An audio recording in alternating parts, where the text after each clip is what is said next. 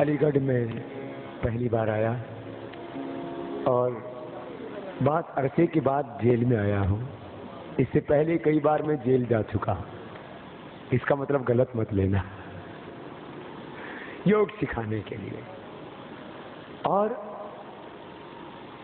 कम से कम 250-300 जेलों में गया हूं मैं पूरे हिंदुस्तान भर में। आज जैसे ही मैंने जेल में प्रवेश किया तो मुझे लगा मैं किसी आश्रम में आ गया हूं। इतना सुंदर परिवेश यहाँ का त्रिपाठी जी ने बनाया। और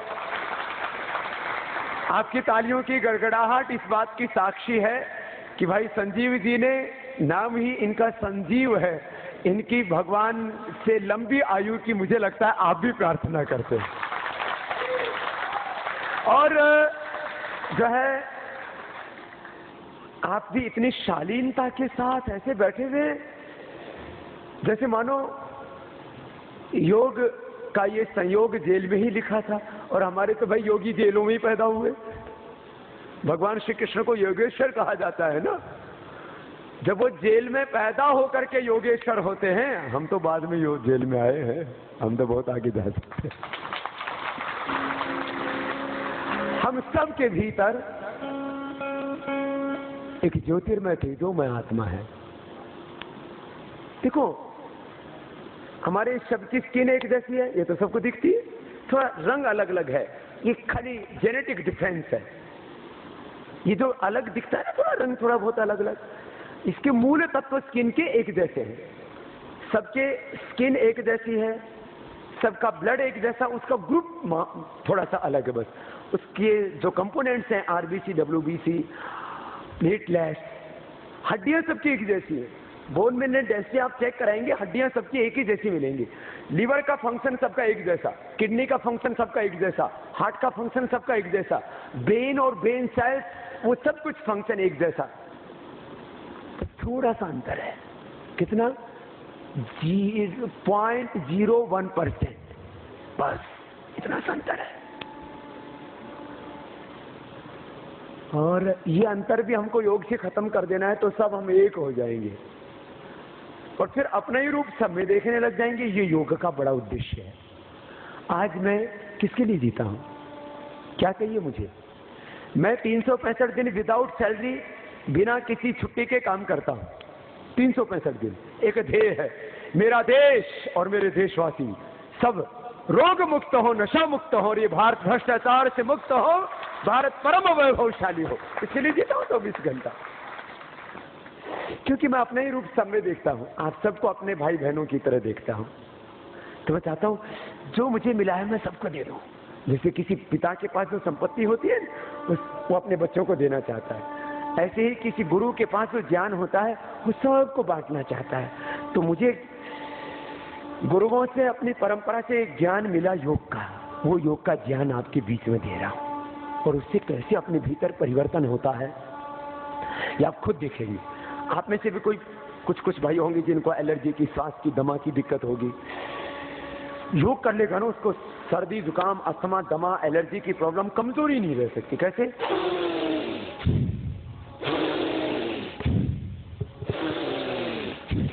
ये फेफड़े का व्यायाम हो गया। देखो अब किसी के हाथ कमजोर हो तो हाथों की एक्सरसाइज कर लेगा तो उसके मसल्स मजबूत हो जाएंगे ना, मजबूत हो जाएंगे। तो जैसे हाथ कमजोर है तो हाथों की एक्सरसाइज करो तो हाथ क्या हो जाते हैं, बोलो? मजबूत। ये तो सबको पता है।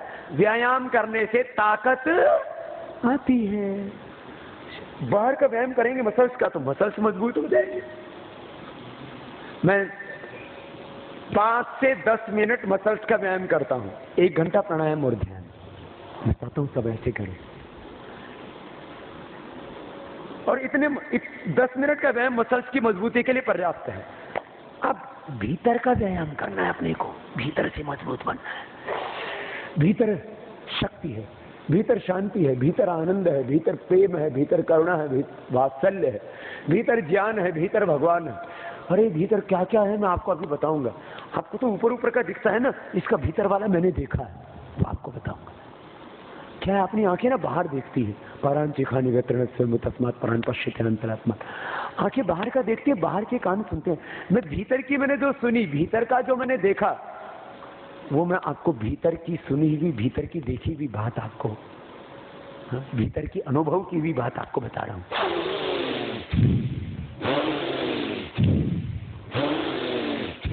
इसको बहुत जोर से भी नहीं करना, यूं भी नहीं करना, ऐसे भी नहीं करना। कैसे करना, आप भी करके देख लो ना थोड़ा। हाँ, इसे बहुत अच्छा कर रहे हैं सर, इसे आपके फेफड़े बहुत मजबूत हो जाएंगे। कभी भी आपको फेफड़े की टीबी, फेफड़े का कैंसर, अस्थमा, दमा की बीमारी, एलर्जी की बीमारी, और फेफड़े स्वस्थ होने से पूरा शरीर स्वस्थ होता है, क्योंकि फेफड़ों से ऑक्सीजन पूरे शरीर में जाता है। ऐसे ये 5 मिनट बस रोज कर लेना। चलो अगला बताते हैं।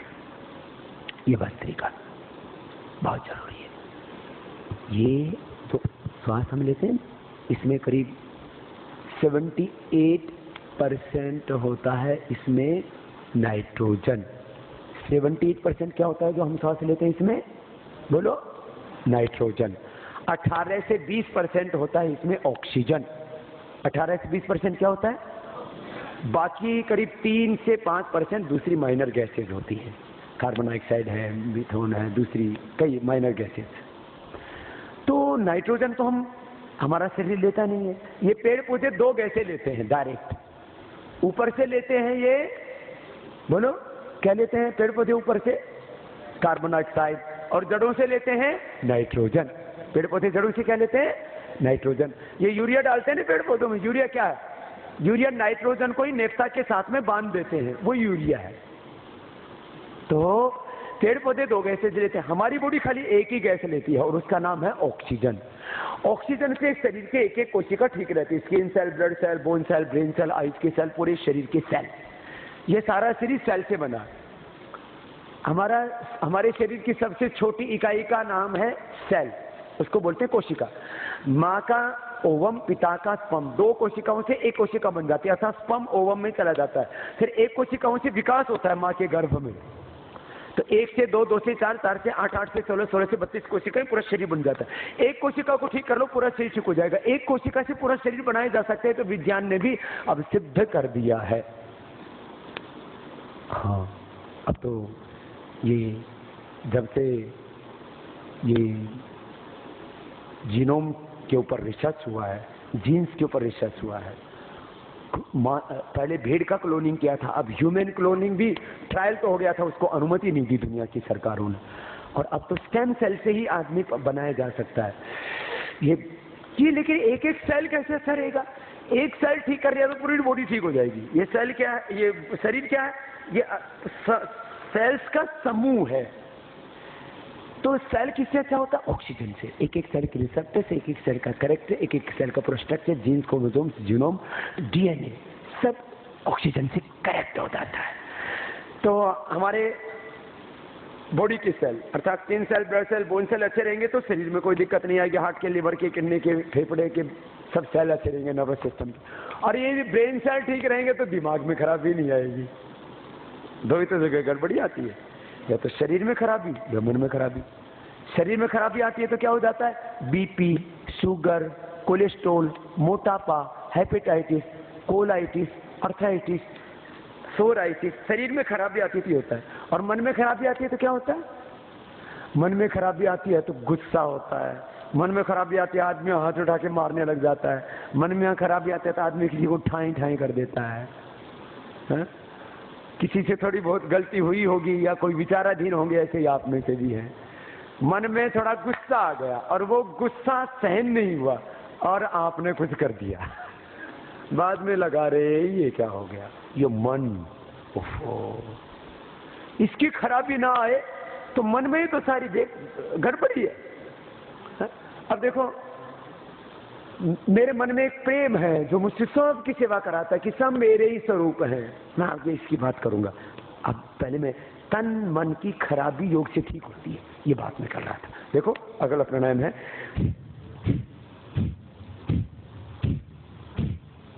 इसका नाम है कपालभाति। क्या नाम है इसका, 1 सेकंड में 1 बार, 1 मिनट में 60 बार, 5 मिनट में 300 बार हो जाता है। और ये करने से तो पूरा नीचे से ऊपर तक पूरा शरीर ठीक हो जाता है। बड़ा अद्भुत है। एक बार करके देखो मेरे साथ। सांस को बाहर छोड़ना, उल्टा नहीं करना, यूं नहीं करना, ये तो उल्टा हो गया। कंधे नहीं हिलाना, मुंडी नहीं हिलाना, होठ नहीं हिलाना, यूं खाली मध्य प्रदेश हिलेगा, सेंट्रल गवर्नमेंट हिलेगी।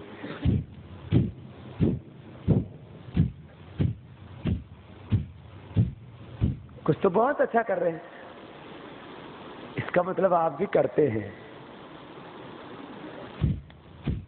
अब देखो इसमें क्या क्या हो रहा है, जरा एक बार इधर गौर करना। ये है इधर लीवर, इधर क्या है, इधर है स्प्लीन, इधर जिगर, इधर तिल्ली, बीच में है आंत, इंटेस्टाइन अंग्रेजी में जिसको बोलते हैं। इसके ऊपर है स्टोमक जिसको पेट बोलते हैं। उसके साथ में लगा हुआ पेनक्रियाज जिसको अग्नाशय हिंदी में कहते हैं। वो पेनक्रियाज कमजोर पड़ जाता है तो हो जाती है शुगर, पेट कमजोर हो जाता है तो बन जाती है गैस, आंतें कमजोर हो जाती हैं तो हो जाती है कब्ज, इंडाइजेशन, और शरीर में आ जाती है कमजोरी। क्योंकि आंतें जो हम खाना खाते हैं उसमें से शरीर के लिए पोषक तत्व तो वहीं से आते हैं पूरे शरीर के। मांसपेशियों के लिए प्रोटीन, हड्डियों के लिए कैल्शियम, खून के लिए आयरन, और पूरे शरीर के लिए न्यूट्रिएंट्स, माइक्रो न्यूट्रिएंट्स, विटामिन, सब कहाँ से आते हैं पूरे शरीर के लिए, आंतों से। आंत लीवर को देती है, लीवर पूरे शरीर को देता है। आंतें कमजोर हो जाएंगे तो पूरा शरीर कमजोर हो जाएगा, लीवर कमजोर हो जाएगा तो पीलिया और हेपेटाइटिस और खतरनाक बीमारियां। ये स्प्लीन कमजोर पड़ जाएगी तो फिर और बीमारियां, ये बहुत खतरनाक, ये जो है जो स्प्लीन है ना, ये भी गड़बड़ हो जाए तो थैलीसीमिया जैसे रोग हो जाते हैं। जो बॉडी में रीप्रोसेसिंग है ना, पूरे शरीर, पुरानी कोशिकाएं खत्म होती रहती हैं, नई कोशिकाएं शरीर में बनती रहती हैं। तो जैसे 24 घंटे में WBC, 120 दिन में रेड ब्लड सेल्स, 7 दिन में प्लेटलेट्स, ऐसे स्किन सेल, बोन सेल सब रूपांतरित होते रहते हैं। तो इसमें मुख्य भूमिका होती है स्प्लीन की, खास करके ब्लड सेल्स को रिप्रोसेसिंग करने में। तो ये स्प्लीन गड़बड़ होगी तो फिर खून की खराबी आ जाएगी। सुनो, फिर ये आंतें कमजोर होने के साथ साथ देखो अंदर की तरफ है, यहाँ किडनी देखो, यहाँ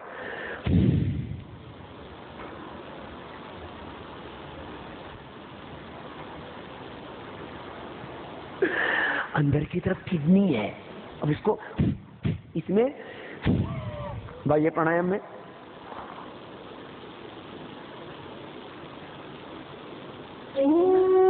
अग्निचार में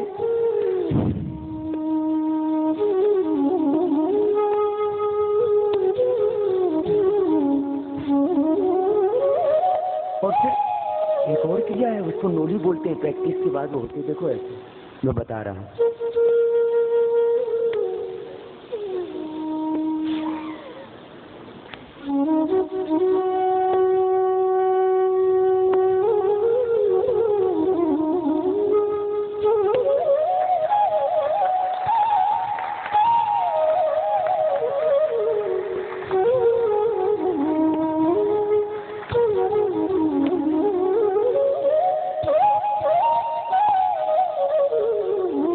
आपको बाह्य प्राणायाम,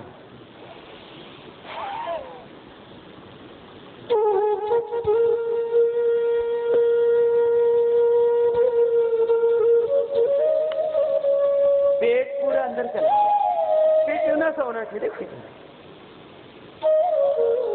एक मुट्ठी में आ जाए, पेट पूरे,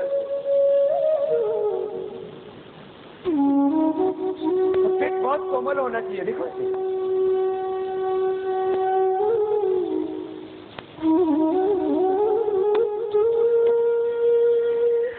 पेट भी बहुत कोमल होना चाहिए, दिल भी, मन भी बहुत कोमल होना चाहिए, है ना। सुनो, कपालभाति करोगे ना तो आपके शरीर में कोई रोग रहेगा ही नहीं, और चेहरा ऐसे चमकेगा, सच बता रहा हूं, आप रोज अभ्यास करना, इसकी रोज प्रैक्टिस करना। कैसे? जरा सुनना। कपालभाति की रोज प्रैक्टिस करोगे तो 3 महीने में, 4, 5, 6 महीने में आपका तेज इतना बढ़ जाएगा, आपका चेहरा चमकने लगेगा। और जब आप जेल से जब घर जाओगे ना, तो पड़ोसी भी देखने आएंगे, अरे ये तो जेल से योगी होकर के आया है, देखो इसके चेहरे पर कितना तेज है। करोगे ना? बोलो तो। बोले बाबा जी आप जरूर करेंगे। हाँ, आप दरअसल यहाँ रहते हो ना, कई बार मन में निराशा आ जाती है, अकेलापन सा आ जाता है, क्योंकि हर एक की आत्मा की पुकार क्या है, हर एक की आत्मा की आवाज क्या है, हर एक की आत्मा की चाह क्या है। वो सुख से जीना चाहता है, चैन से जीना चाहता है, वो सम्मान के साथ जीना चाहता है, वो सबसे प्यार करना चाहता है ना।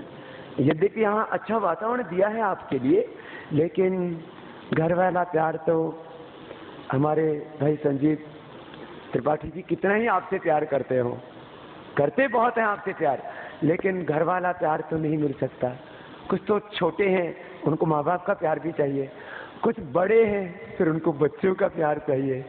याद आती है ना? ये क्या है? ये प्रेम हमारी भूख है, प्रेम हमारी प्यास है, प्रेम हमारा स्वरूप है। इसका मतलब घृणा, नफरत, हिंसा ये हमारा धर्म बोलो नहीं है। आप 24 घंटा घृणा में, नफरत में नहीं जी सकते, आप प्रेम में पूरी जिंदगी बिता सकते हैं। घृणा तो एक क्षण की भी आदमी की जिंदगी को तोड़ देती है, हिंसा तो एक क्षण की भी जिंदगी को नर्क बना देती है। सच्ची बात है। मैं तो सबसे प्यार करता हूं, हिंदू से, मुसलमान से, सिख से, ईसाई से, सबसे प्यार करता हूं। अरे मेरा भी तो बहुत लोगों ने नुकसान किया है और आज मैं समर्थ हूं। जो जिसने किया है उसका कई गुना उसको भगवान फल देगा। यदि किसी ने हमारे की, हमारे भाई की, हमारी बहन की, हमारे पिता की, हमारी माँ की हत्या की है, कुछ भी किया है किसी ने, तो उसको भाई 1000 बार मरना पड़ेगा। अपने आप परमात्मा की व्यवस्था ज्यादा जबरदस्त है।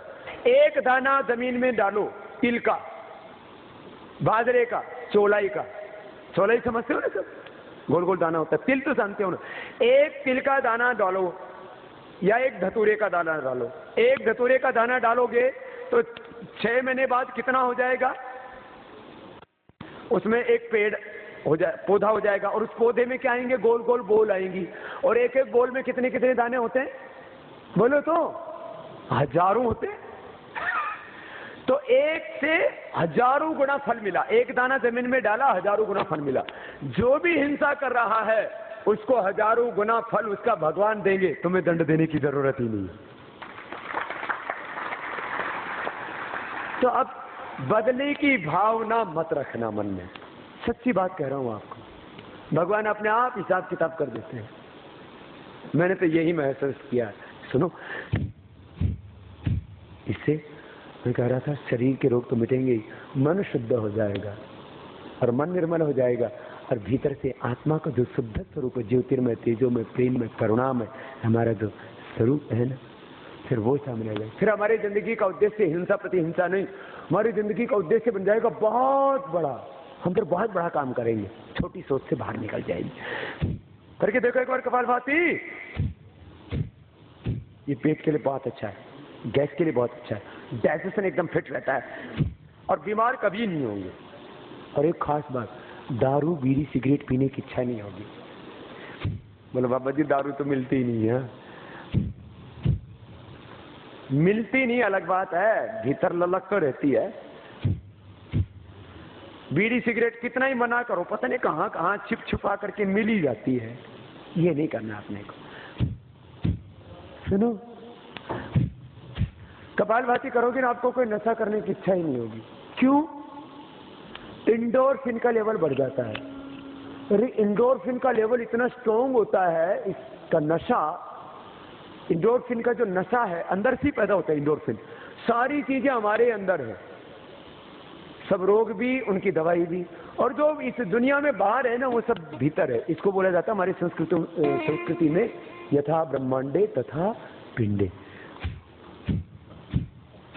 ये 5 से 10 मिनट रोज कर लेना।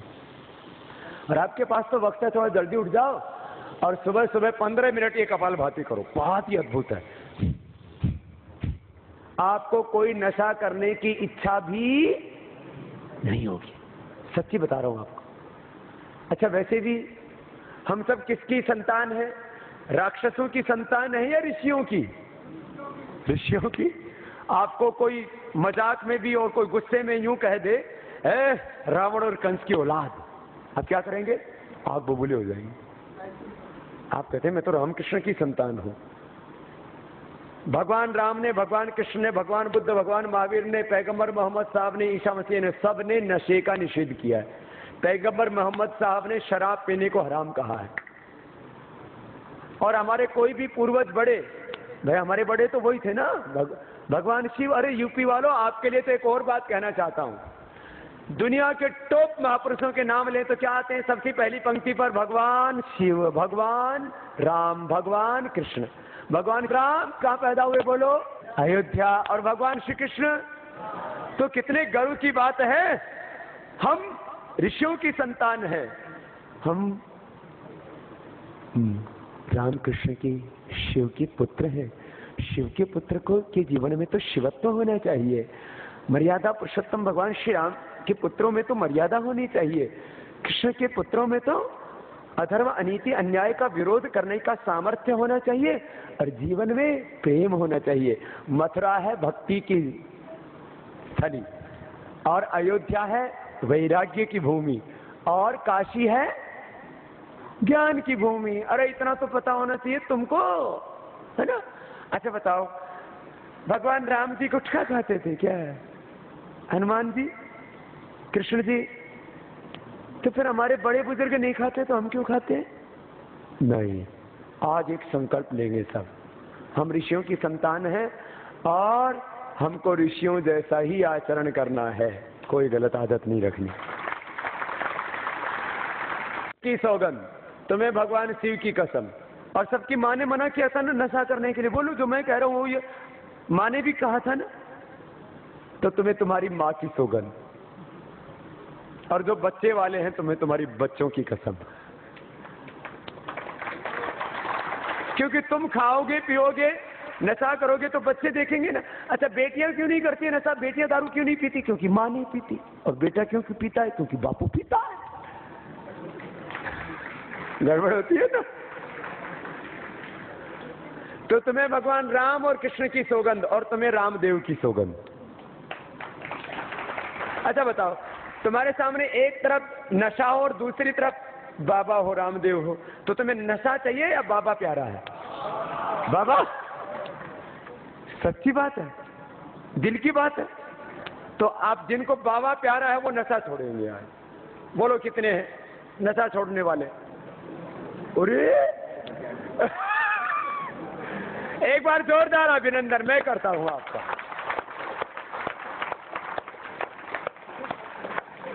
अरे जोरदार तालियां तो बजाओ इनके लिए, कितना बड़ा काम कर दिया। बाबा ने कही और इन्होंने 1 मिनट में बात मान ली। लोग कहते हैं विचाराधीन कैदी हैं, इन पर मुकदमे चल रहे हैं। मैं आपको कैदी और अपराधी मान करके नहीं आया, मैं तो आपका अपना भगवान का स्वरूप मान करके आपकी पूजा करने आया। मेरे लिए तो आप भगवान के स्वरूप में, और मैं अपने शब्द पुष्पों से आपकी आराधना पूजा करने आया हूं। और मैं तो आपके भीतर भगवान का ही रूप देखता हूं। उन्हीं के अंश हो तुम, उन्हीं की संतान हो तुम, राम और कृष्ण की संतान, ईश्वर पुत्र। अब ईश्वर पुत्र हो, अमृत पुत्र होकर के विश्वपान तो हमको करना ही नहीं है। हाँ, आज आपने संकल्प किया है, आज के बाद कोई भी नशे को हाथ। सच्ची बात एकदम। ओ त्रिपाठी जी,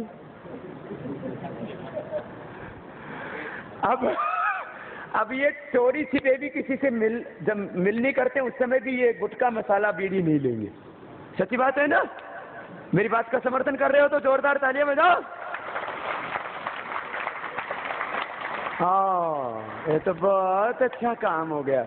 और यहां से जाने के बाद में किसी की हिंसा, किसी से बदला तुम्हारी भुजाओं में ताकत है ना, और योग करोगे तो और ताकत आ जाएगी। योग बता देता हूँ और थोड़ा व्यायाम बता देता हूँ। एकदम जब जेल से जाओ तो मजबूत होकर के बाहर निकलना, और फिर बोलना तेरा बिगाड़ तो बहुत कुछ सकता था, लेकिन बाबा ने मुझसे गुस्सा जो है दक्षिणा में ले लिया है, इसलिए तुझे माफ किया।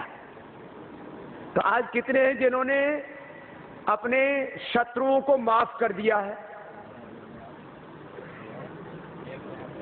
दोनों हाथ ऊपर उठाओ।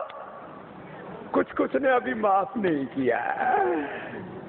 कितने हैं जिन्होंने माफ कर दिया? एक बार दोबारा उठाना। अच्छा नीचे कर लो। किसी में अभी ज्यादा गुस्सा है, बोले बाबा कैसे माफ कर दें? आप मेरी बात पर विचार करना। 2-4 छूट गए हैं, उनको अंदर से बहुत पीड़ा है, इसलिए मैं उनके बारे में अभी ज्यादा नहीं कहूंगा, क्योंकि मेरी बात के ऊपर वो भी गौर करेंगे कि ये सत्य है। समाधान हिंसा में नहीं, समाधान तो शांति में ही है। और आप ताकतवर है ना, दिख रहा है। एक आधे को छोड़ के मुझे कोई भी आप में से ऐसे लचर पचर नहीं दिख रहा है, और ये ताकत ही तो आपको यहां लेके आ गए। लेकिन इस ताकत को अब सही दिशा में लगाना। सुनो, ये 5 मिनट करना, आपका मन एकदम शांत हो जाएगा, एकदम शांत। और आपके अंदर से ना अपने आप प्रेम जागेगा, करुणा जागेगी, वात्सल्य जागेगा, और रोग का तो मतलब ही नहीं। फिर इसके बाद मैंने कहा बाह्य प्राणायाम।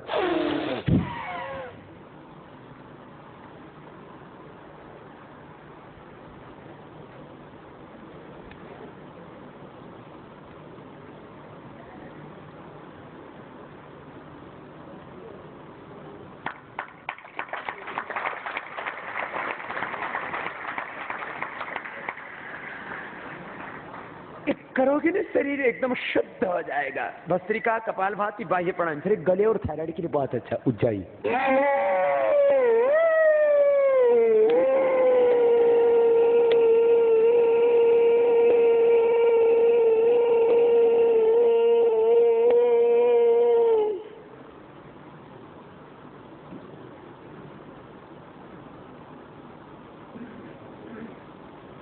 भर के रोक के रख लिया, फिर दाएं को बंद करके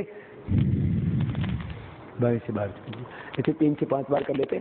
गले आदि की खराबी कुछ नहीं, एकदम मस्त। तो योग करने वाला रोगों को जीत लेता है, योग करने वाला मृत्यु को जीत लेता है, जो बहुत बड़ी बात। मृत्युंजयी, हमारे महापुरुष मृत्युंजयी होते थे।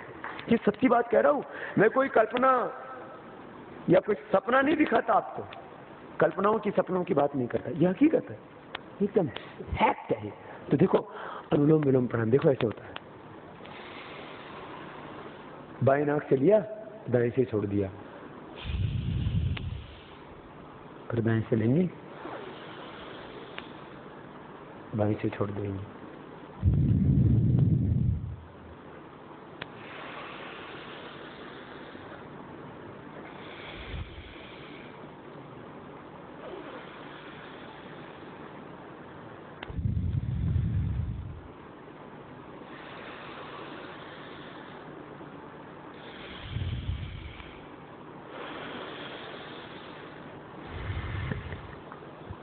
धीरे धीरे करना है। बायां स्वर है चंद्र स्वर। बाएं को क्या बोलते हैं? बोलेंगे सभी चंद्र स्वर। दाहिना है सूर्य स्वर। दाहिना क्या बोलो? सूर्य स्वर। बाएं नाक का संबंध है दाएं दिमाग से, दाएं नाक का संबंध है बाएं दिमाग से। बाएं नाक का संबंध दाएं दिमाग से, दाएं नाक का संबंध बाएं दिमाग से। 2 दिमाग है हमारे शरीर में। इसलिए कुछ भी काम हम करते हैं ना, तो हमारे मन में 2 तरह के विचार पैदा होते हैं। ये 2 विचार कहीं बाहर से नहीं, भीतर से आते हैं। 2 दिमाग है हमारे। कोई भी जब काम करते, एक दिमाग कहता है ऐसा कर ले, ऐसा कर दे, दूसरा दिमाग कहता है ऐसा मत कर। जब किसी की हिंसा करने जाते हैं तो एक दिमाग कहता है इसने मेरे भाई का खून किया, इसने मेरी माँ को मारा, इसने मेरे पिता का अपमान किया, इसको मैं मार दूंगा। फिर उसी समय दूसरा दिमाग कहता है ऐसा मत कर। ये क्या है? ये अंदर आत्मा में उस परमात्मा के संदेश आते हैं। मैं इस विचार में 24 घंटा जीता हूं। आपको एक गहरी बात कह रहा हूं, धर्म का मर्म कह रहा हूं, जरा सुनना। आत्मा में हर समय परमात्मा के आदेश निर्देश संदेश आते हैं, उसकी प्रेरणाएं आती है। आत्मा में परमात्मा निरंतर ज्ञान देता है, उत्साह देता है, शक्ति देता है। अपने आत्मा में जैसा परमात्मा निर्देश देता है वैसा ही आचरण करना, तो कभी जिंदगी में धोखा नहीं होगा, बुरा नहीं होगा। हम कभी कभी ना अपने आत्मा के विपरीत पड़ते हैं तो गलत हो जाता है। चलिए अब अगली बात, अनुलोम विलोम प्राणायाम के करने से क्या होगा? ये दोनों तरह के दिमाग हमारे संतुलित हो जाएंगे, विचार अच्छे रहेंगे, गलत विचार आएगा ही नहीं, निराशा आएगी नहीं, गुस्सा आएगा ही नहीं। कितनी बड़ी बात कह रहा हूं, जरा गौर से सुनना। गुस्सा आएगा ही नहीं, निराशा आएगी ही नहीं, मन परेशानी नहीं होगा, ज्यादा मस्त रहते हैं। देखो पहले उंगली माथे पर रखो मेरे साथ। पहले तो ये अनुलोम विलोम कर लो, फिर ब्राह्मरी गीत कराता हूँ। एक बार अनुलोम विलोम कर लो ऐसे, बाएं हाथ नीचे, दाएं हाथ ऊपर उठाओ, बाएं नाक से सांस लो, आंखें बंद करके एक बार लेके देखना। देखो बाएं नाक से सांस लिया, अब बाएं नाक को बीच की 2 उंगलियों से बंद करके दाएं से छोड़ दो, फिर दाएं से ले लो, दाएं से एक बार कर लो ना।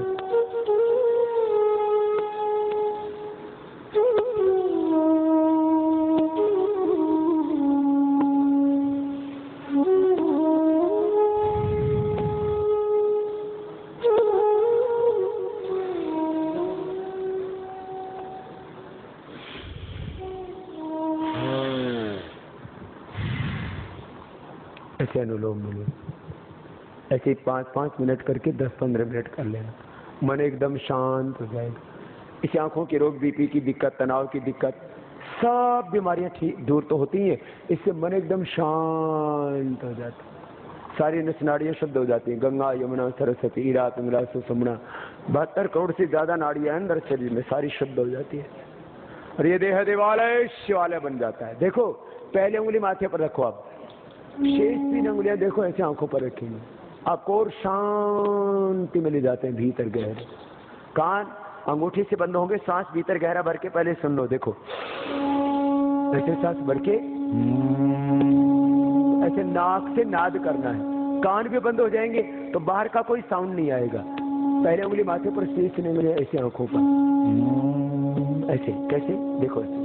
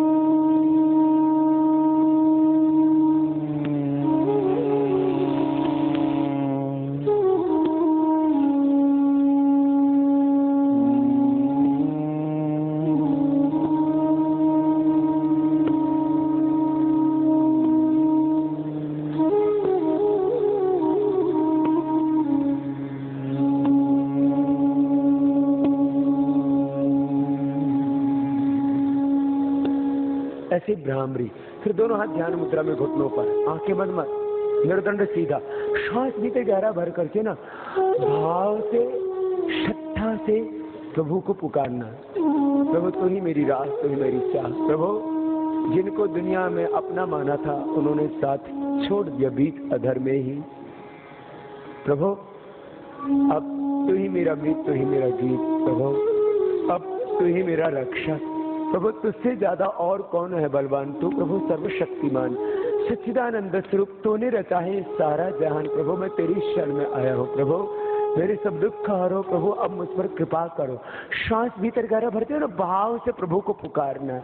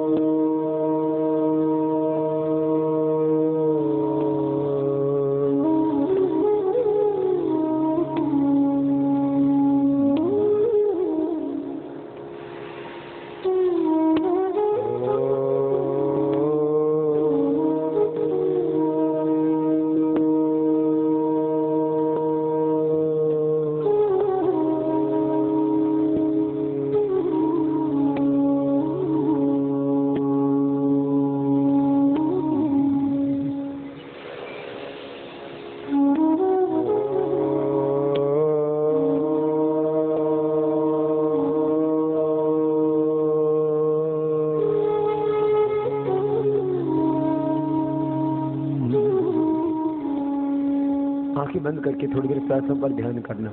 ऐसे हर रोज करना, सीधे बैठ के श्वासों पर ध्यान करना। भगवान ये सारा जगत, ये जीवन उस प्रभु ने ही बनाया है, कण कण में वही समाया। उससे ज्यादा कोई बलवान, धनवान, गुणवान, शक्तिशाली नहीं।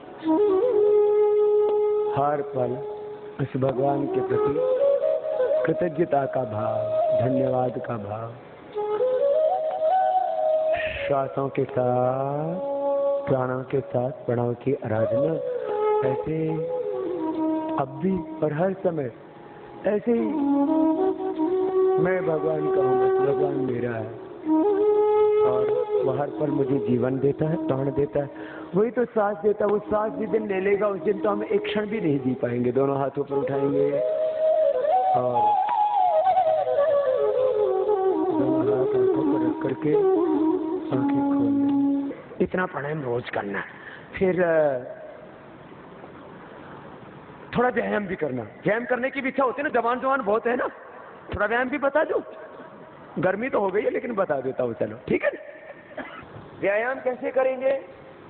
व्यायाम का एक तरीका है सूर्य नमस्कार। एक तरीका क्या है व्यायाम का?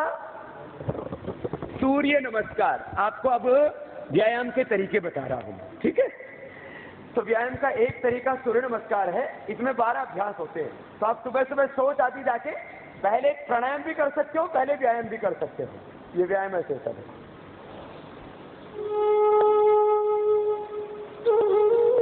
आगे की मांसपेशियों का पूरा व्यायाम हो रहा है। अब किसी की मांसपेशियों का पूरा व्यायाम हो रहा है।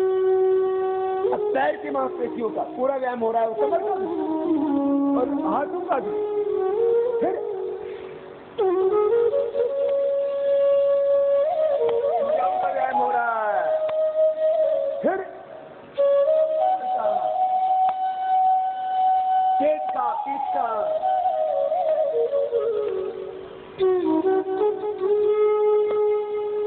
और ज्यादा ही जवानी हो तो फास्ट कर लो।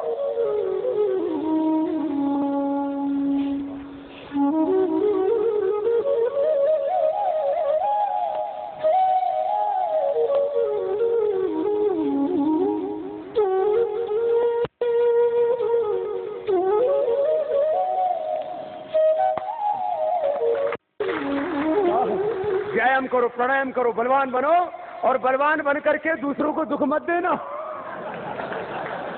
वो पहले ही संकल्प ले लिया है अपनी और देश की, समाज की रक्षा करनी है। हाँ, हमने बहुत जेलों में कार्यक्रम चलाया और वहां पर फिर वो योग शिक्षक बन गए अंदर ही अंदर, और बाहर जाकर के फिर लोगों को योग सिखाने लगे। सुनो, अब अगला व्यायाम मैं करके बता रहा हूं, ये बड़ा जबरदस्त है, आप करेंगे? पहले सीख लो। जो ये व्यायाम कर लेगा ना वो 100 साल तक जवान ही रहेगा, बुढ़ा नहीं होगा। हाँ? तो सुनो, सदा जवानी बरकरार रहेगी। बोला बाबा ये तो फार्मूला बताइए। सुनो, तो सदा जवानी के लिए आपको दंड बैठक लगाने पड़ेंगे। एक तो प्राणायाम हो गया, प्राणायाम करोगे तो शरीर में, मैंने बोला, स्ट्रेस नहीं रहेगा, ना बीपी, ना शुगर, ना हार्ट की प्रॉब्लम, ना कैंसर, ना टीबी, कोई बीमारी नहीं, और मन खुश रहेगा, विचार पवित्र रहेंगे, जीवन पावन हो जाएगा। और ये व्यायाम अभी सुनो, 12 दंड 8 बैठक, ये 20 अभ्यास है, और 10 मिनट पे आपने कर लिया ना, और फुर्सत है आपके पास, आराम आराम से 20 मिनट करो, आधा घंटा करो, कौन रोकने वाला है? और जब यहां से जाओ तब लगे अरे ये तो ऐसा लग रहा है जैसे कहीं जिम से बाहर निकल के आया। हा? ऐसा मजबूत कैसा? एक सांस में एक बार नीचे गए,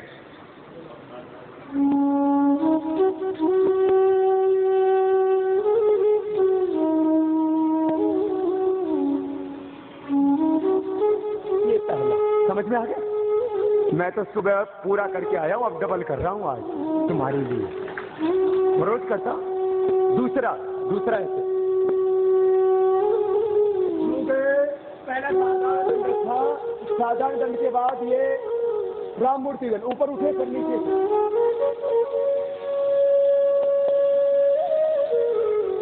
समझ में आ गया? नीचे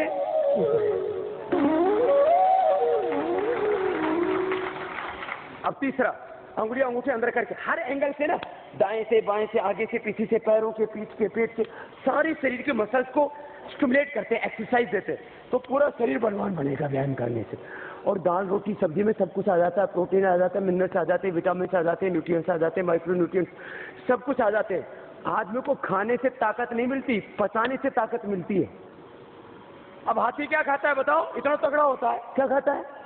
पत्ते खाता है, घास खाता है, सारी ताकत उसमें आगे। वो घी खावा है, रसगुल्ले खाता है, रसमलाई, और पलवान। तो जो खाओ दाल रोटी सब्जी हजम हो जाए भीतर। योग करोगे, प्राणायाम करोगे, व्यायाम करोगे, ऐसे बलवान बन करके निकलोगे। मैं सच कह रहा हूं, जब यहाँ से अलीगढ़ की जेल से तुम घर जाओगे ना तो इलाका देखने आएगा, अब्बा साड़ा पाट गया। ये देखो जेल से आया है, एकदम चेहरे पर तेज, और ऐसा बलवान बन करके आया। भाई इसने क्या किया है? इसका मतलब ये नहीं, फिर लोग भी सोचते भाई जेल जाना चाहिए, लेकिन वो यूं सोचेंगे भाई इसने कुछ अच्छा किया है वहां जाकर के।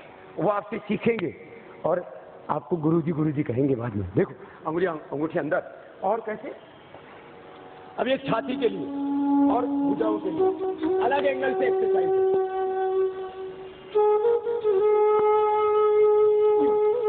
वक्ष विकास। अब चौथा हनुमान दंड, ये अलग अलग दंडों के नाम है और हर एंगल से बॉडी का एक्सरसाइज है। देखो फिर ये पैर यूं उठाया और ये यूं लेकर के चलोगे,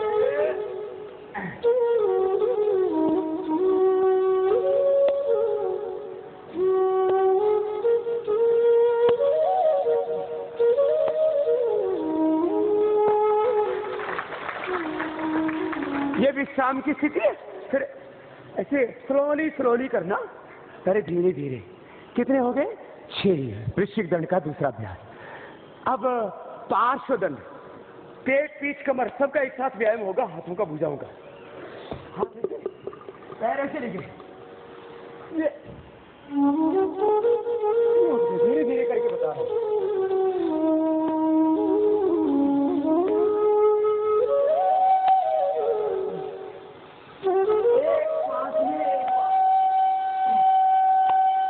समझ में आ गया? कितने हो गए? 7। अब 8वां चक्र दंड। पूरे शरीर को घुमा देना, सामने से हाथ उठ जाएंगे, पैर आएगा। देखो ऐसे ऐसे ऐसे,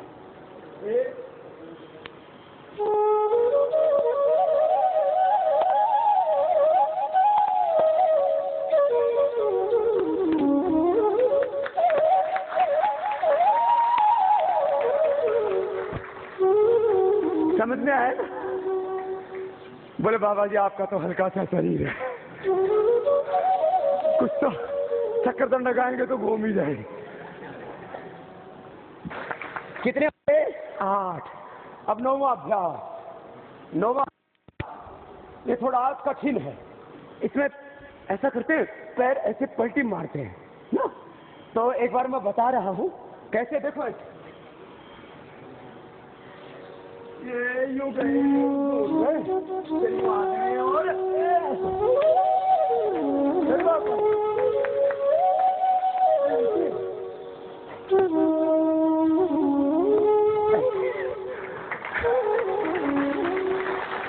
कितने हो गए? 9। 10वां शेर दल।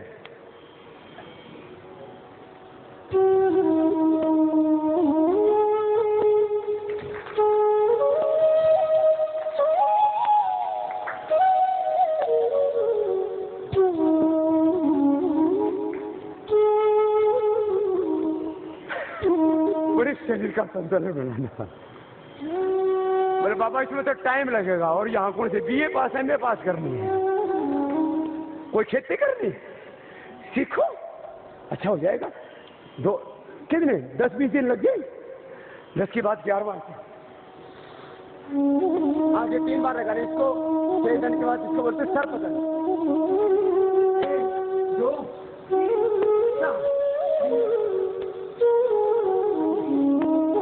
एक सांस में एक ही बार होता है। 12वां ऐसा होता है।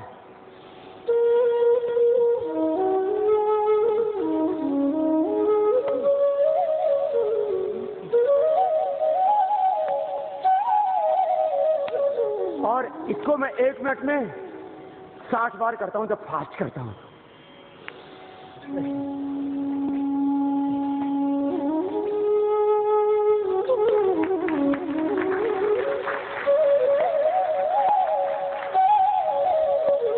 ये तो थोड़ा सा बता रहा हूं, मैं तो अभी 60 बार कर देता है। इतना मजबूत होना चाहिए व्यायाम करते समय ना, फिर सांस नहीं फूलना चाहिए। तो समझना आपका भीतर से सारा सिस्टम, फेफड़े, हार्ट सब मजबूत है। कितने हो गए? 12 दंड, 8 बैठक। भुजाएं भी तो मजबूत होनी चाहिए, और उसके बाद जंघाएं भी। अब जंघाओं को मजबूत करने के लिए बैठक किया करते थे हमारे बड़े बुजुर्ग। चलो आप भी खड़े हो जाओ ना, बहुत देर हो गया, आराम फरमाते। बोले भारत माता की। दोनों हाथ उठा करके वंदे वंदे। सुनो, हाथ ऐसे रखो। आपको भी तो साथ साथ करवाता हूँ।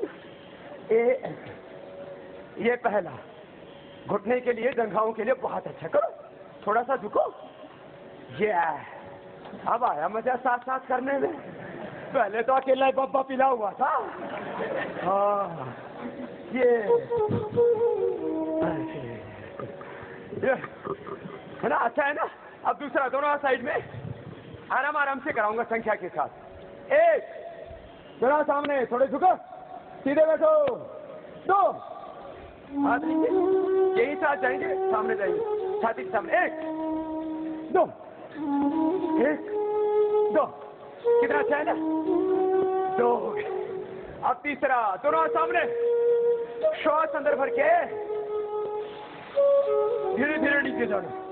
पूरा श्वास अंदर, पूरा शरीर टाइट, होले होले नीचे, श्वास अंदर नहीं देखना। फिर से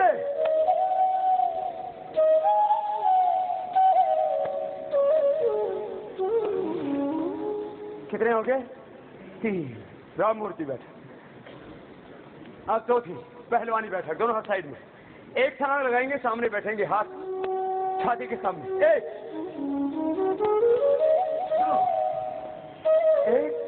2 1 2।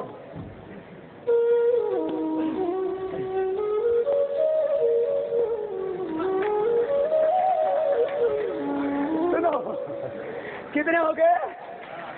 4। मजबूत बन जाएंगे सब। बस ज्यादा नहीं करना, पहले दिन ज्यादा करोगे तो थक जाओगे। अब 5वां कैसे? 5वां 1 2 3 4 3 बार बैठ के खड़े हो जाते।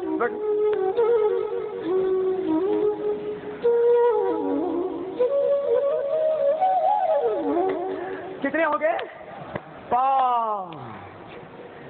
अब 6 7 8। इसको बोलते हैं हनुमान बैठक। हम बोलते हैं जय हनुमान ज्ञान गुण सागर, जय कपीसु रामदूत अतुलित बलधाम, अंजनी पुत्र रामदूत अतुलित बलधाम, बड़े बजरंग बली की। सुनो ऐसे सा तुम्हें बजरंग बली बनाते हैं। बजरंग बली जैसा कोई बॉडी बिल्डर है? आहा, सब पूरे मजबूत। हनुमान हमारे सबसे बलवान देवता है। जरा सामने बैठ पर बैठो, बैठो बैठो, फिर उठना भी है। फिर ऐसे आधा कर लो, पूरा नहीं बैठा जाता है तो इतना करो, ऐसे करो।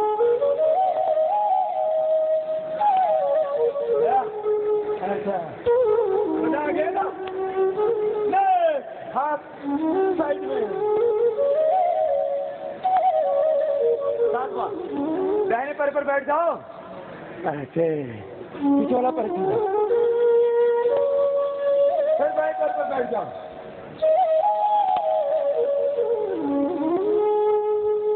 ये बहुत अच्छा, एक जगह के लिए भी पीछे वाले पर, दोनों पैरों की जगहों के लिए जॉइंट करें। चलो ना, दोनों हाथ ऊपर, है ना? कैसे? भैया अंदर भर के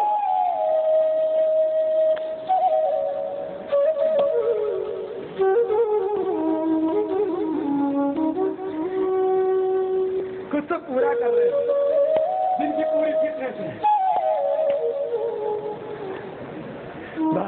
बैठ जाओ। बहुत अच्छा किया, एक बार जोरदार तालियां भाई इनके लिए।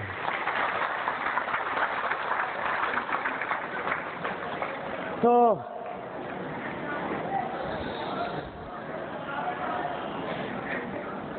आपको अभी करवा दिया मैंने व्यायाम। पहले कराया आपको प्राणायाम और बाद में कराया मैंने आपको व्यायाम। अभी जिस आसन में मैं बैठा हूं इसका नाम है वज्रासन। क्या नाम है इसका? वज्रासन। पैर ऐसे मोड़ के बैठ गए, खाने के बाद ऐसे बैठ जाओ, गैस नहीं बनेगी। छोटी छोटी बात है। खाने के 1 घंटे बाद पानी पीना। खाने के कितनी देर बाद पानी पीना? 1 घंटे बाद।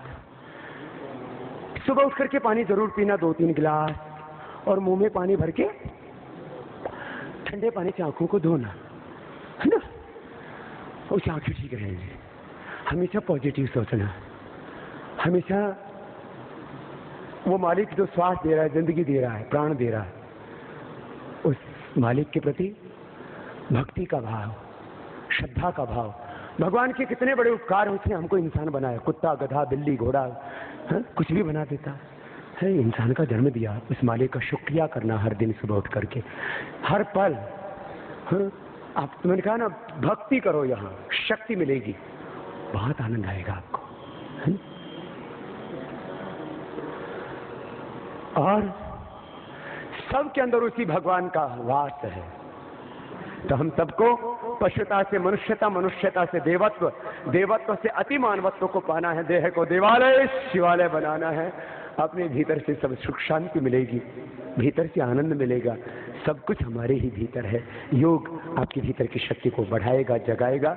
मैं एक बार पूरे जेल प्रशासन को, जेल के पूरे इस प्रबंधन को, मैंने बहुत जेलें देखी और उत्तर प्रदेश की जेलें जब मैंने देखी तो मुझे बहुत पीड़ा होती थी। कई जेलों में गया, मैं नाम नहीं लेना चाहूंगा यहाँ। उनमें ऐसे कैदियों को रखा जाता था, पशुओं से भी खराब हालत थी वहां।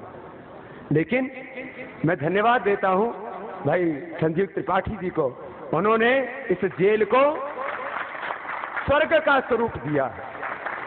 और मुझे लगता है आप यहाँ से एक बहुत ऊंचा विचार लेकर के, बहुत पवित्र भावनाओं के साथ यहाँ से जब बाहर निकलेंगे, तब इस अपने जीवन में आए हुए दोषों से तो आप मुक्त होकर के जाएंगे ही, आप एक सृजनात्मक सद्भावना, प्रेम, सौहार्द से भरा हुआ समाज का निर्माण करेंगे। काश ऐसे ही सब जगह ही सुंदर प्रयास हो तो निश्चित रूप से हमारे समाज का कायाकल्प हो सकता है। मैं यहाँ एक बार फिर से भाई त्रिपाठी जी का और आप सब जो घंटों से श्रद्धा से यहाँ आस्था से बैठे हुए हैं, आप सबका हृदय से धन्यवाद करता हूँ। बीच बीच में हमारे योग शिक्षक आकर के आपको और प्रोत्साहित करते रहेंगे। आप सबको बहुत बहुत धन्यवाद करता हूँ।